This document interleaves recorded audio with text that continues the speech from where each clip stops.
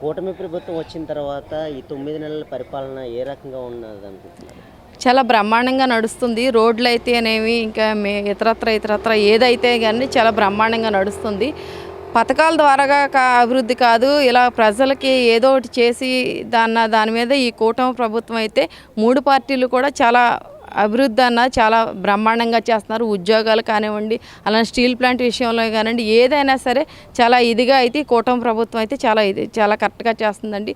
Next తరం కూడా ఇదే, నెక్స్ట్ వచ్చే 2029లో కూడా ఇంకా అభివృద్ధి పరంగా వెళ్తుందని చెప్పేసి మేమైతే కోరుకుంటున్నాం. శాండ్ కానీ లిక్కర్ కానీ అంటే ఈ మధ్య కాలంలో శాండ్ చాలా ఈజీగా దొరికేస్తుంది, మీకేమనిపిస్తుంది?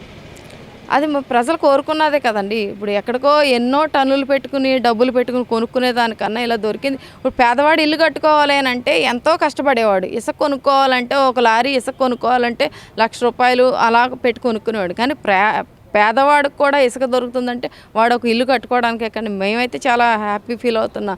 అందరికీ పేద ప్రజలకు అందరికీ అభివృద్ధి పరంగా అయితే ఈ కూటమి ప్రభుత్వం అయితే చాలా కరెక్ట్గా చేస్తుంది. లిక్కర్ అంటారా, అది మనం ప్రభుత్వం మీద పాడేయకూడదు, తాగేవాళ్ళలో ఉండాలి. ఏదైనా సరే వాడు మానుకుంటే ఏదైనా మానుకోవచ్చు, కానీ అంతా ప్రభుత్వం మీద వేయాలంటే కరెక్ట్ కాదు. కూటమి ప్రభుత్వం అయితే చాలా సక్సెస్ఫుల్గా అయితే చాలా కరెక్ట్గా చేస్తుందండి.